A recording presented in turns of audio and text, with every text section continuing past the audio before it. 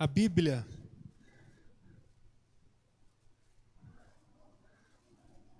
lá no livro de segunda carta de Paulo a Timóteo, 2 Timóteo, quero ler com você os versículos 3 e 4 do capítulo 2. 2 Timóteo, capítulo 2, nós vamos ler os versículos 3 e 4. Abra a sua Bíblia, permaneça com ela aberta aí, que daqui a pouco nós vamos ler. Tá bom? Eu queria lembrar a vocês que nós estamos numa série de mensagens de celebração pelos 15 anos. E o tema dessa série é a igreja que somos. Nós somos alguma coisa. Nós temos uma identidade, um jeito de viver. Nós somos uma igreja com uma característica muito definida. E aí, na primeira semana desse mês de novembro, nós reafirmamos que nós somos uma igreja que tem um compromisso com Deus. Irmãos, se lembram dessa conversa? Você pode, inclusive, ver todas as mensagens nas mídias, nas redes sociais da igreja, no YouTube e no Facebook. E ali a gente reafirmou, nós somos uma igreja que tem um compromisso com Deus. No segundo domingo, nós falamos que somos uma igreja que temos um compromisso com o discipulado. Não dá para falar de igreja e remover a prática do discipulado. Não subsiste o movimento igreja sem o discipulado. Se o discipulado que Jesus ensinou não fosse reproduzido pelos apóstolos, os pais da igreja não existiriam. Se os pais da igreja não vivessem o discipulado, o século segundo, terceiro, quarto não existiria, ou não existiriam com a vivência da igreja.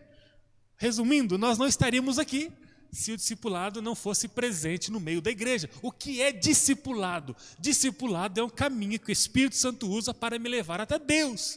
Então, a igreja ela foi criada por meio do grande e supremo discipulador chamado Jesus Cristo e manteve-se ao longo de milênios por meio do discipulado. Remova o discipulado da igreja, a igreja começa a quebrar. A igreja começa a falir, a igreja começa a se desfazer a ponto de não existir mais. E é claro que aí nós falamos sobre especificidades, características muito próprias de uma vida de discipulado. Discipulado é mais do que isso. Aqui é discipulado também, porque aqui marca a minha vida através de outras pessoas. Mas discipulado vai bem mais do que os movimentos dos grandes ajuntamentos da igreja.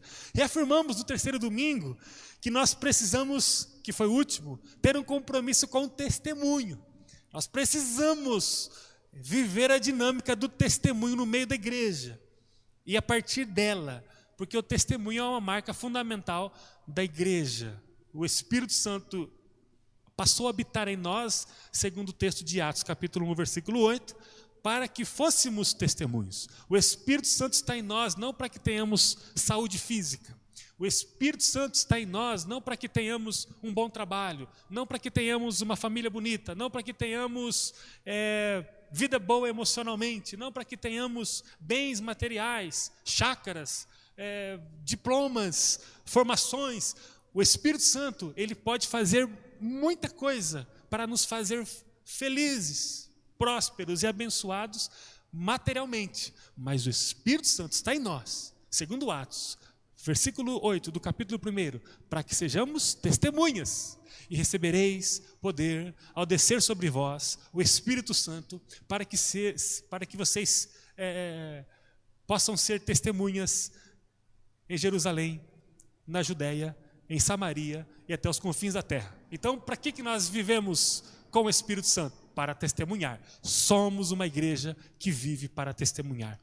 E aí hoje, nessa noite, eu quero convidar você para que a gente reflita sobre o nosso compromisso com a missão.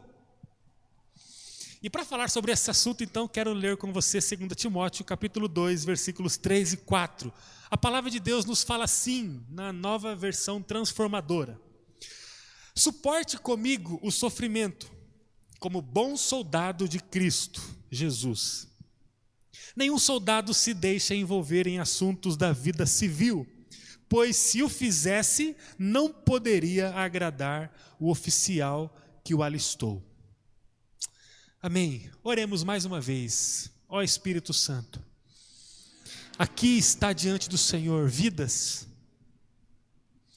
a começar em mim, quebra o nosso coração.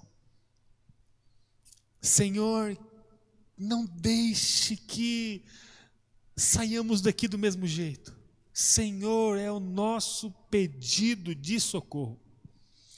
Que tenhamos um impacto real, transformador da Tua presença. Aqueles que chegaram aqui sem muita pretensão, que saiam daqui chacoalhados pelo Teu poder. Fale conosco, Pai, nos ensine o caminho que nos leva ao Senhor. E nos conduz a Ele. E por Ele, em nome de Jesus. Amém. Ter um compromisso com Deus, viver o discipulado, testemunhar o amor de Jesus ao mundo, é uma obra que só pode ser realizada para quem entendeu a sua missão.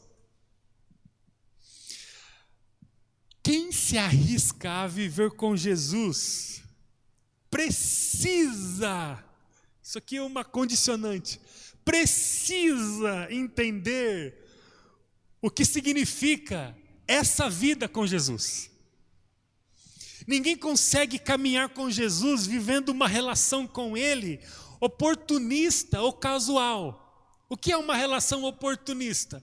É que se estabelece a partir de interesses que podem ser banais ou legítimos, mas é uma relação que se estabelece a partir de interesses, de oportunidades. Eu preciso de uma oportunidade, então me relaciono com alguém. Uma relação oportunista.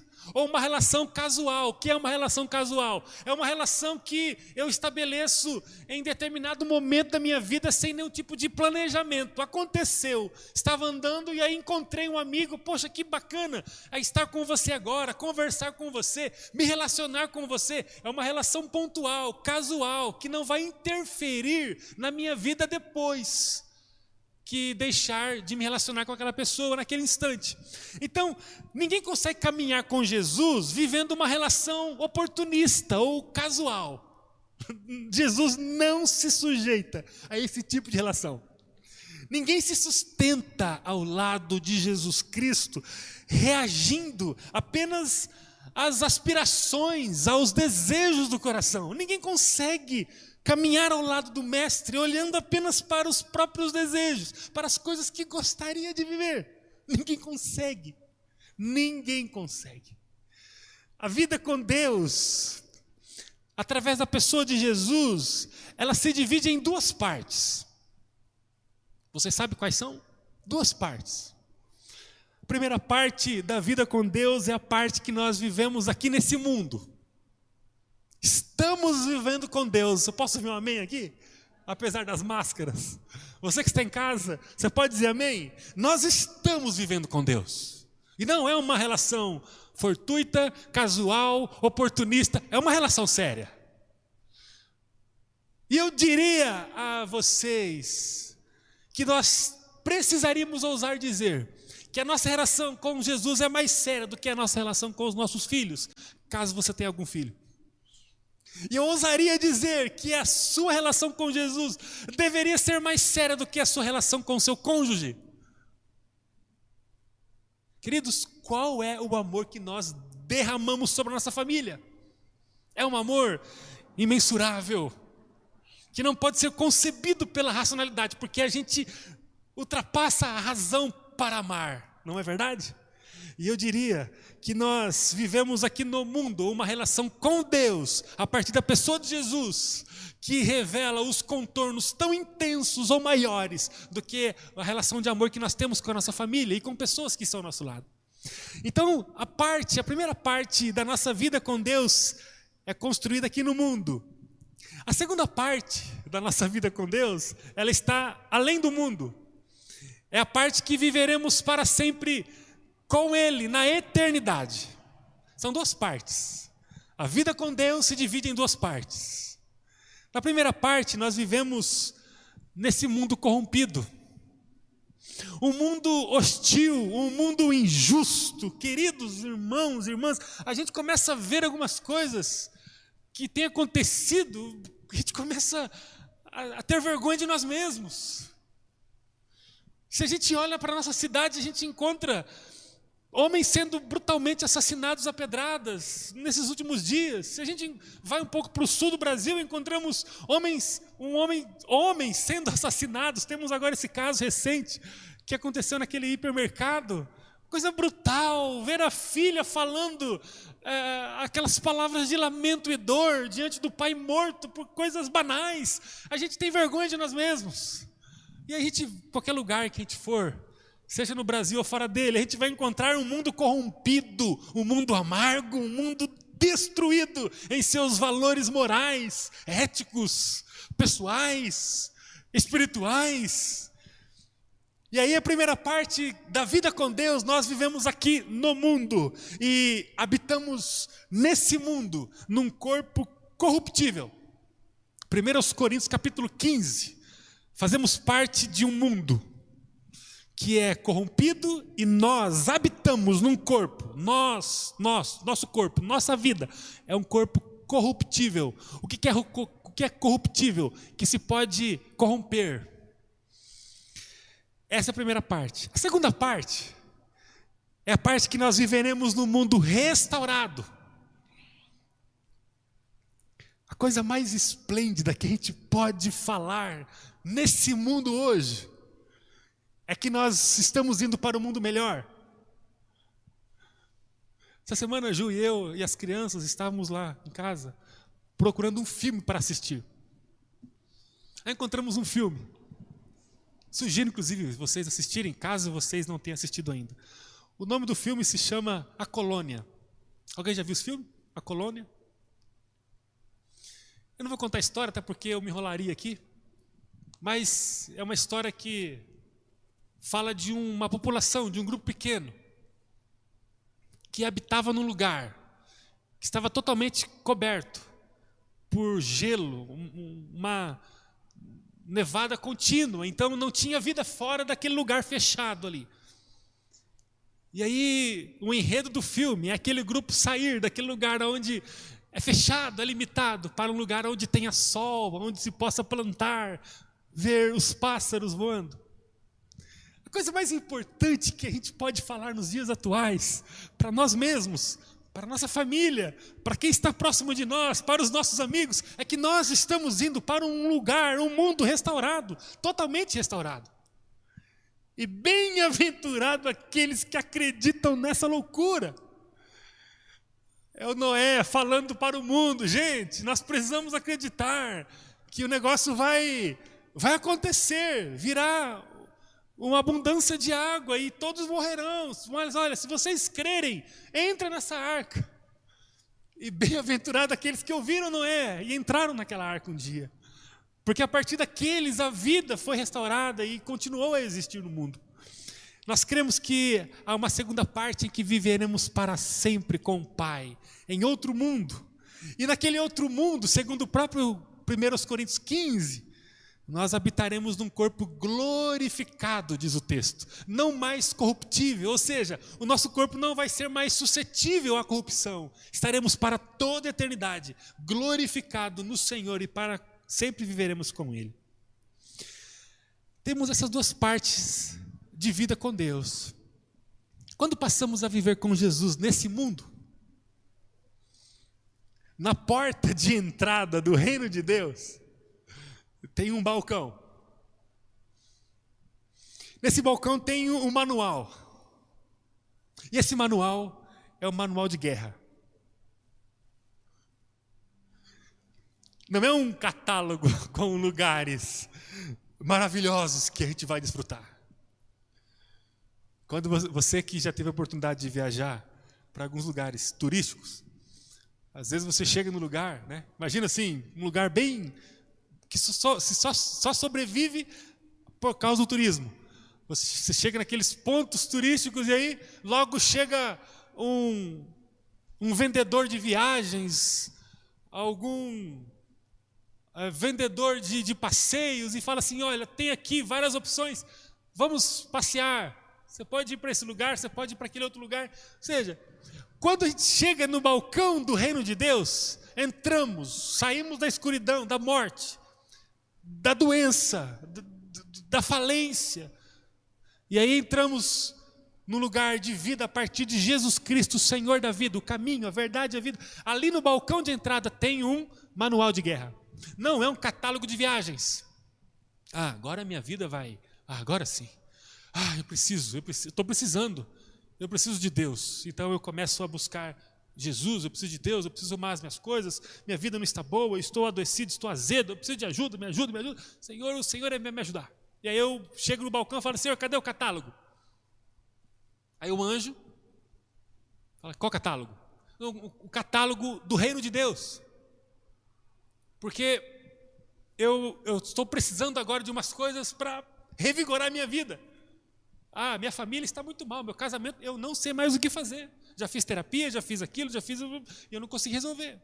Eu estou muito ruim comigo mesmo. Eu estou começando a comer podridão. Eu estou tão adoecido que eu estou mexendo em lixo. E eu estou começando a comer lixo. Lixos da existência, lixos morais, lixos que estão acabando comigo. E eu falo, Senhor, cadê o catálogo? Eu preciso de férias, eu preciso de descanso, eu preciso de um tempo novo. E eu sei que o Evangelho pode me proporcionar isso. E aí o anjo olha para aquele que o indaga assim e diz, não há nenhum catálogo de férias. O que eu tenho para você é um manual de guerra. Por quê? Porque nós estamos na primeira parte da relação com Deus. Há quem viva a primeira parte, achando que está na segunda parte. Mas se esquece que está num corpo corruptível. Se esquece que está no mundo decaído. Se esquece que está no mundo que aspira o pecado. Que está sob uma fumaça nebulosa de corrupção e maldade. O reino de Deus, ele nos apresenta essa dualidade. Dualidade é quando uma coisa pode referir-se a duas naturezas. O reino de Deus nos oferece uma vida de esperança, uma vida de paz na pessoa de Jesus Cristo, a despeito de qualquer tipo de luta que a gente possa viver aqui. O reino de Deus nos oferece isso. É Jesus dizendo no Evangelho de João aos discípulos, deixo-vos a minha paz vou-la dou, e não a dou como o mundo a dá. Jesus, ele nos promete uma paz que faz com que eu, mesmo estando em um ambiente de guerra, possa desfrutar da paz que excede o entendimento. Mesmo tendo uma família com muitas dificuldades e tudo para dar errado, consegue desfrutar de uma vida abundante no seio familiar, apesar de todas as lutas, porque Jesus entra. É alguém que não tem razão para sonhar um bom futuro, porque o passado ele se encarregou de construir pilares que levaram essa pessoa a um lugar de escuridão, de medo, de trauma, de estigma, de solidão profunda. Mas aí, apesar de todo o passado, Jesus vem e fala assim, olha, você pode construir um novo futuro. Há um novo futuro a partir daquilo que eu tenho para oferecer a você. Então, essa dualidade, há uma vida que Jesus oferece. Há uma vida magistral que Jesus oferece. Mas também há uma carreira de intensa luta, de intenso sofrimento e de intensa dor. Essa dualidade. Na caminhada com Jesus não podemos tirar nenhuma coisa e nem outra. Jamais podemos negar que Jesus está conosco.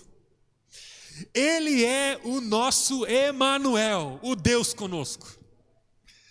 Mas também jamais podemos negar que a vida neste mundo, essa primeira parte da vida com Deus, é um lugar hostil e muito difícil de se habitar. Jamais podemos esquecer das promessas do Senhor, amém? Jamais podemos nos esquecer delas. Mas também jamais podemos nos esquecer do lugar aonde nós habitamos. Queridos, Jesus está conosco e nós estamos em missão. Nós estamos em missão. O Espírito Santo usou o apóstolo Paulo para categorizar o cristão como um soldado. O que o cristão é? Um soldado. Poxa, soldado. Eu refletia hoje à tarde sobre o soldado. E me veio à mente o fato de que o soldado não tem a própria vida. O soldado que está em missão não tem a própria vida. Enquanto o soldado está em missão, ele não tem liberdade para fazer o que ele quer. Ele precisa se sujeitar àquilo que denota, caracteriza a missão. Porque ou eu sou soldado ou não sou. Ou estou em missão ou não estou. Nós somos uma igreja que está em missão. Quem somos? Uma igreja em missão. O soldado não dorme na hora que ele quiser. Eu quero dormir agora. Não, depende, está em missão, você não pode dormir na hora que você quer. O soldado não come na hora que ele quer. O soldado não descansa na hora que ele quer. O soldado não tira um tempo de lazer na hora que ele quer. O soldado não faz a própria agenda do dia. O soldado não tira o uniforme e as botas na hora que ele quiser. O soldado está em missão, ele não tem a própria vida. A vida dele foi oferecida para uma missão. A igreja não está num campo de entretenimento, de lazer e de descanso, porque nós estamos na primeira parte da vida com Deus, e essa primeira parte da vida com Deus é a missão, e eu como soldado não tenho a minha vida. Enquanto estamos em missão, o soldado está integralmente submetido a uma voz de comando. Quando o Espírito traz a imagem do soldado para descrever o discípulo de Jesus, ele está tentando nos dizer que, como soldado, nós passamos a não ter mais a nossa própria vida. A palavra mais dura que o Evangelho pode trazer aos ouvidos da humanidade incrédula é que a humanidade precisa perder a sua própria vida se quiser seguir a Jesus. É a coisa mais dura que a humanidade incrédula pode ouvir. Você precisa me dar a sua vida. Não são palavras minhas. Olha o que Jesus Cristo disse lá em Mateus, capítulo 16, no versículo 25. Jesus dizendo: se tentar se apegar à sua vida, o que vai acontecer? A perderá. Mas se abrir mão de sua vida por minha causa, o que vai acontecer? A encontrará. Quem tentar se apegar à sua própria vida vai perdê-la, segundo Jesus. E quem abrir mão da sua vida por causa dele, por causa de uma missão, vai encontrá-la. O soldado em batalha precisa levantar todos os dias disposto a cumprir a missão que lhe foi dada. Ele não pode ser determinado pelos oscilantes desejos do coração. E, gente, vocês sabem que nós temos desejos conturbados, que se oscilam. Eu não posso ser determinado pelos meus anseios, eu não posso, então eu não sou um soldado. Quem nós somos? Somos uma igreja que está em missão, e o soldado não tem autoridade para arbitrar sobre a própria vida. Você é soldado. Ô cabo, vem aqui, você é soldado. Que conversa que é essa? O que eu vou fazer na minha vida? Depende, eu vou avaliar. Que conversa que é essa, soldado? Ou tu é soldado ou tu não é. O soldado em batalha, ele precisa levantar todos os dias pensando que há uma missão para ele. Então ele vai viver em cima dessa missão. Como igreja, nós declaramos que nós não temos a nossa própria vida. Nós precisamos declarar isso, queridos. Hoje, amanhã e depois, nós não temos a nossa própria vida. Com quem está a vida de vocês? Com o Senhor Jesus, nosso comandante. O que vocês fazem da vida nesse mundo? A gente cumpre uma missão. Bacana. Temos uma missão. Ué, mas vocês não fazem o que vocês querem da vida? Não. Não fazemos. Então vocês são escravos. O apóstolo Paulo chegou a falar uma vez que sim. Se não me engano, o termo grego é doulos, né? Doulos, escravo. Somos.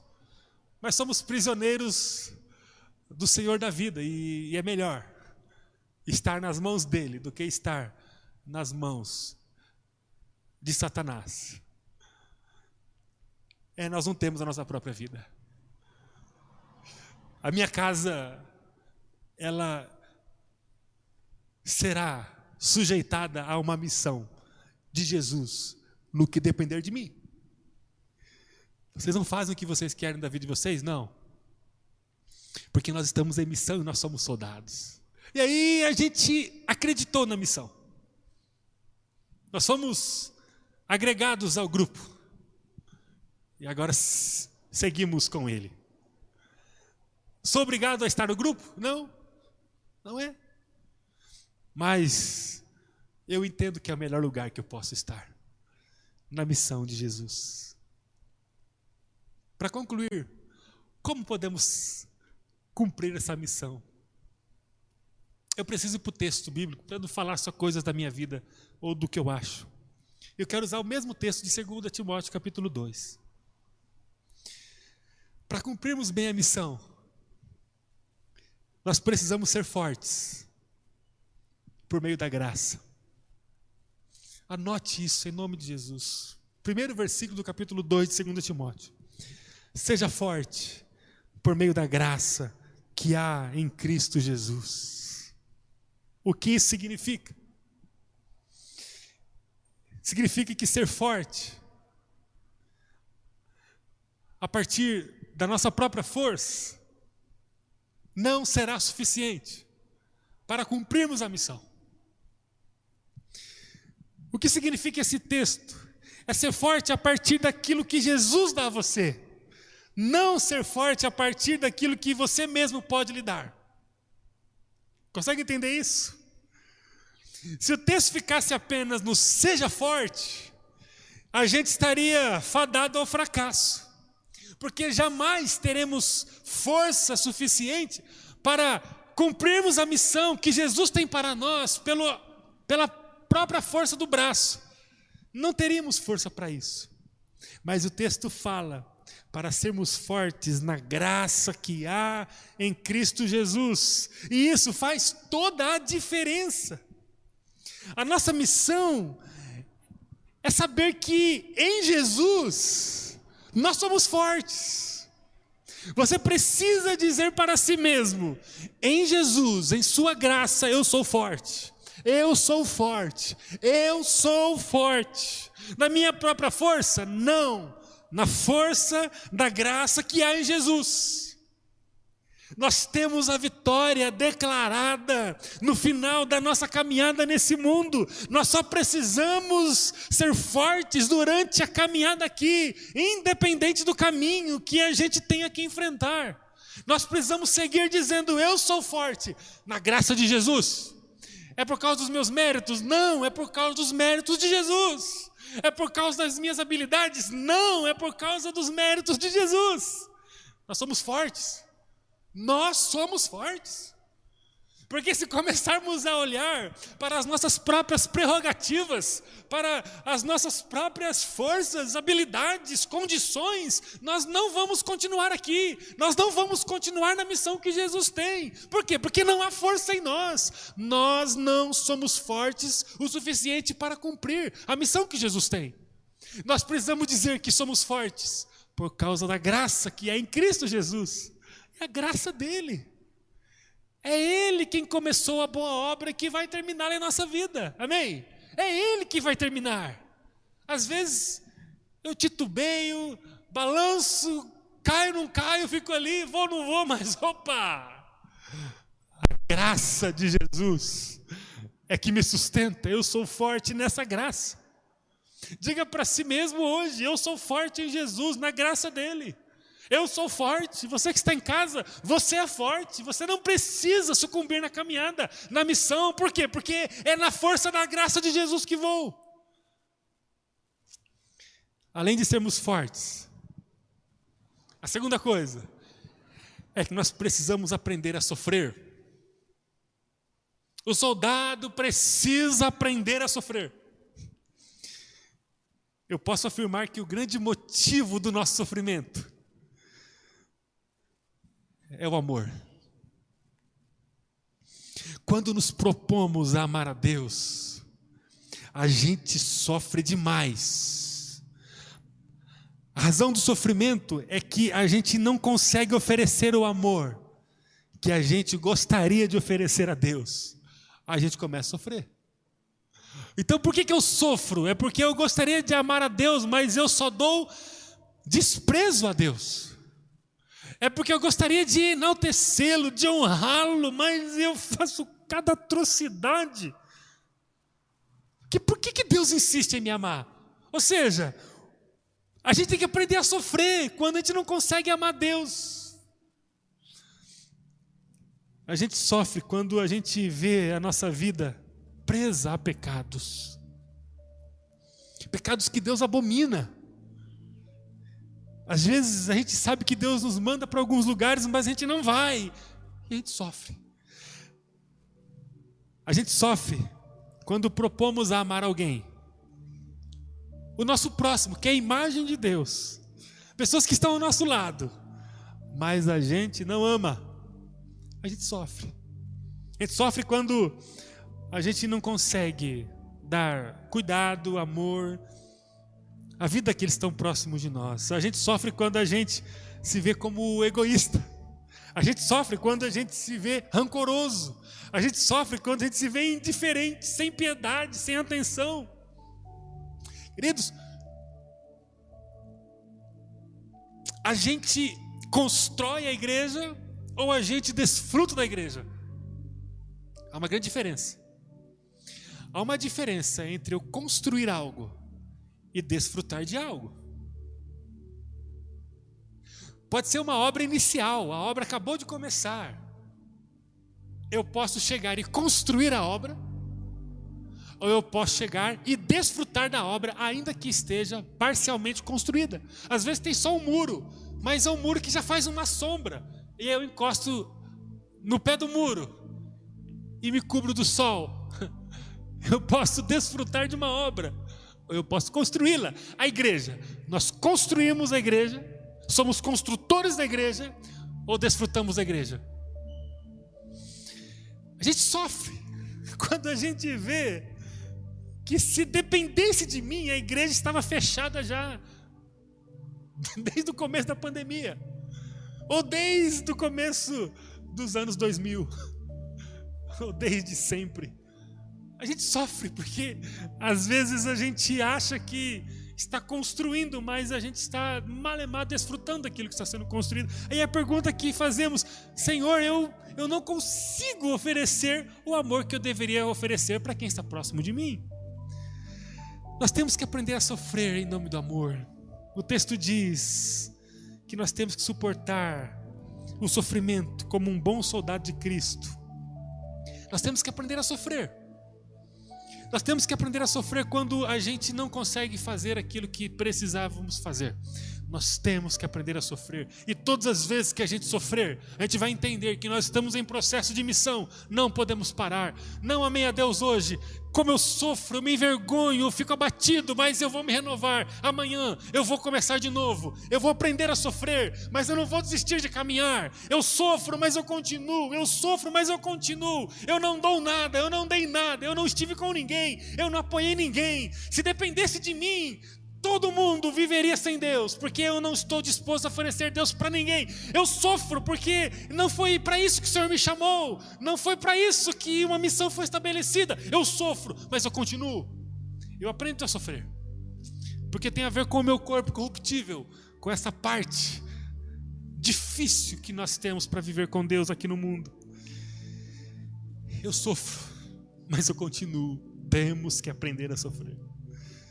E por último, para a gente orar, além de sermos fortes, temos que colocar nossa força na graça de Jesus. Além de aprendermos a sofrer na caminhada com o Senhor, nós precisamos ser fiéis à sua convocação. Fomos chamados para cumprir uma missão e precisamos ser fiéis a ela. Nesses 15 anos de vida, nós precisamos ser fiéis à convocação que o Senhor fez a nós um dia.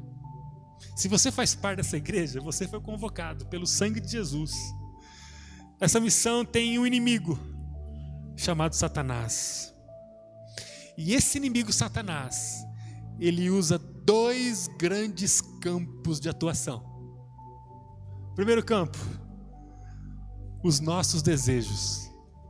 O segundo campo, o mundo onde nós vivemos. Nós precisamos ser fiéis à convocação que recebemos do Senhor, lutando contra os nossos próprios desejos. Todas as vezes que deixamos o nosso coração tomar a frente das nossas ações, a gente nega a missão que o Senhor tem para nós. Todas as vezes. Satanás vai tentar induzir a nossa vida, os nossos desejos, ao afastamento da missão, através daquilo que a gente deseja fazer. Há muitos desejos que parecem ser inofensivos, mas no final eles estão sendo instrumentos de manipulação nas mãos de Satanás para nos afastar da missão. E vou dizer novamente, nós precisamos ser fiéis à convocação e lutar contra um inimigo que vai tentar nos tirar desse trilho de obediência à convocação. E o primeiro campo que esse inimigo atua é no campo dos nossos desejos. Satanás vai fazer de tudo para nos ludibriar, para nos conduzir de forma sorrateira a lugares que vão nos afastar do cumprimento da missão em nossa vida, tendo como combustível os nossos próprios desejos. Ele vai tentar nos manipular através de coisas que aos nossos olhos parecem ser inofensivas, mas na verdade é um instrumento de manipulação. Além dos nossos desejos, nós precisamos reconhecer que o mundo é um lugar que vai lutar o tempo todo para nos tirar da missão. Satanás está no controle do mundo. A Bíblia nunca escondeu isso. Assim como um dia Deus autorizou Satanás a tocar na vida de Jó, um dia Deus autorizou Satanás a controlar o mundo. Controlar o quê? O mundo. 1 João capítulo 5, versículo 19. O mundo inteiro está sob controle do maligno, diz o texto sagrado. Nós precisamos lutar contra um mundo que não é controlado por Deus. Precisamos lutar contra um mundo que serve de ferramenta nas mãos do inimigo para nos afastar da missão. Temos que lutar contra esse mundo.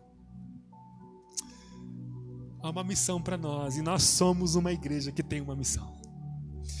Além do nosso compromisso com Deus, oração, Bíblia, nós precisamos ter um compromisso com o discipulado. É pelo discipulado que nós vamos nos construir. Sem discipulado a gente vai enfraquecer até não aguentar mais e morrer. Temos que aprender sobre o discipulado. Acesse essa mensagem, ouça essa mensagem.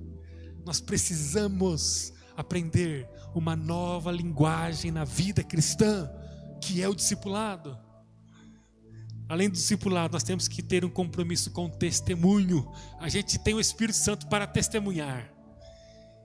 E isso só vai acontecer se formos obedientes à missão. Nós só poderemos reafirmar o nosso compromisso com Deus e com o seu propósito se entendermos que estamos em missão. Precisamos reafirmar o nosso compromisso com a missão de Jesus, irmãos. E ela só poderá ser desenvolvida por aqueles que forem fortes por meio da graça que há em Jesus. Ela só poderá ser desenvolvida por aqueles que aprenderem a sofrer em nome do amor a Deus e ao próximo.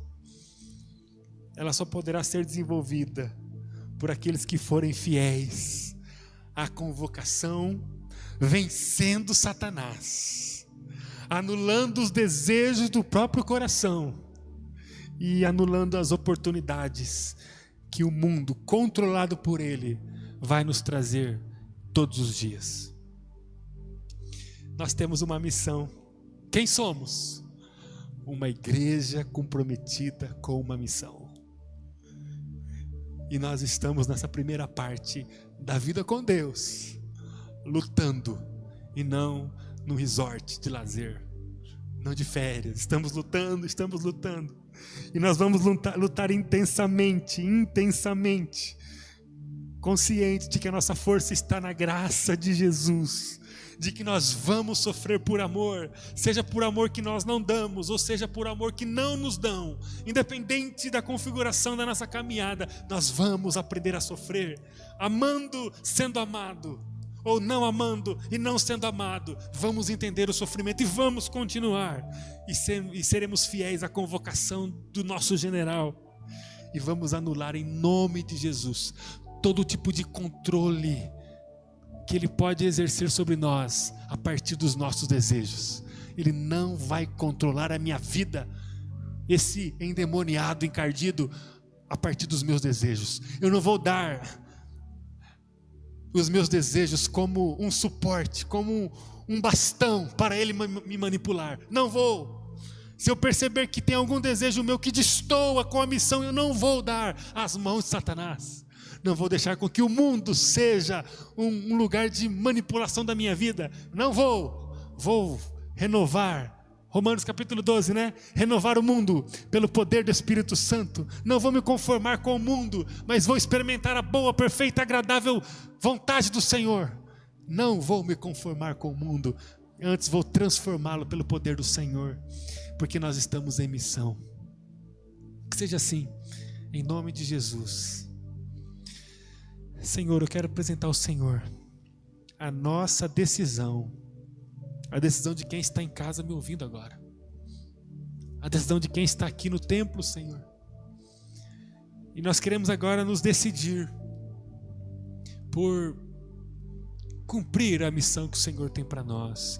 Essa parte, Senhor, da vida que viveremos ainda com o Senhor aqui no mundo, nós vamos cumpri-la, Senhor, certos de que há uma missão para cumprir. Ah, Deus, nós estamos com a farda, nós estamos com as botas, nós estamos com o armamento, nós estamos com o capacete, nós estamos com a couraça, nós estamos com o cinto, nós estamos com as luvas, nós estamos com toda a estrutura militar para lutarmos em nome da sua missão. Nós queremos a sua missão. Nós rejeitamos uma vida fora da sua missão. Nós rejeitamos todo tipo de proposta de vida que não seja contemplada por tua vontade. Nós rejeitamos, Senhor. Nós somos uma igreja em missão e é nela que nós vamos viver.